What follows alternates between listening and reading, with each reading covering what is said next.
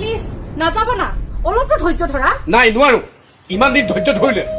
চা মোক যাব দিয়া নিলু যাব তাক মৰাটো ইমান সহজ নহয় কাৰণ তুমি ভবাৰ দৰে কৰোণা ইমান দুৰ্বল নহয় এজন প্ৰকৃত বীৰে শত্ৰুৰ শক্তিক লৈ চিন্তা নকৰে ময়ো তেনেকুৱা যিখন যুদ্ধত নিজৰ জীৱনক লৈ ভাবুকি আহিব পাৰে তেনেকুৱা যুদ্ধ কৰাৰ আগতে 100 বাৰ ভাবিব লাগে মোৰ আৰু ভবাৰ সময় নাই কৰোণাক মাৰিম বুলি চেলেঞ্জ কৰিছো হয় মাৰিম নহলে মৰিম চাও মোক যাব দিয়া শুনাচোন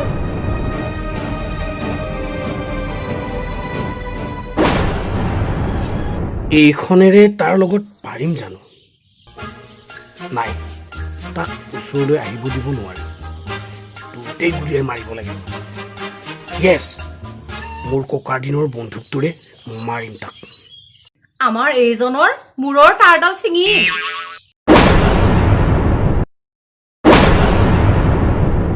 বৰ্ণালী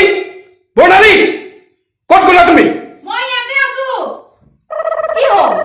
মোৰ ককাৰ দিনৰ চিকাৰ কৰা বন্ধুকটো ক'ত গ'ল কিয় তুমিয়ে দেখোন কৈছিলা বন্ধুকটো বেয়া নুফুটে বুলি সেইকাৰণে মই ভাঙা চিঙা বিচাৰি অহা বেপাৰীক বিক্ৰী কৰি দিলো হে ভগৱান মই মৰি নাযাওঁ কিয় চল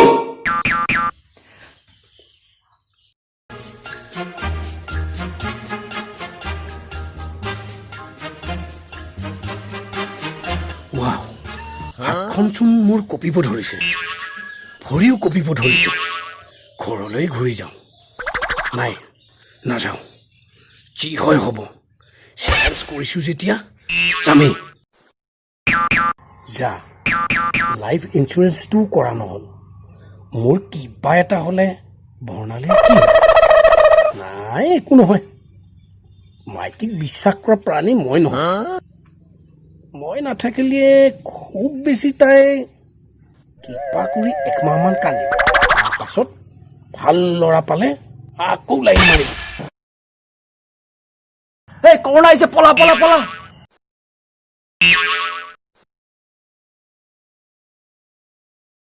কৰোণাচোন আহিয়েই পোৱা নাই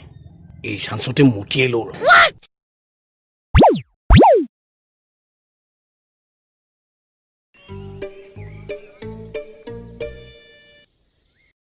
যা হাতখনচোন চেনিটাইজ কৰিব থাকি গ'ল চেনিটাইজ কৰি লওঁ লাইফৰ কথা আছে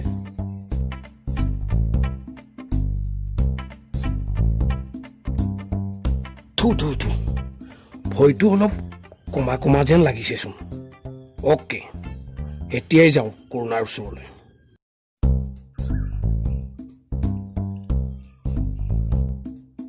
সৌটোচোন কৰোণা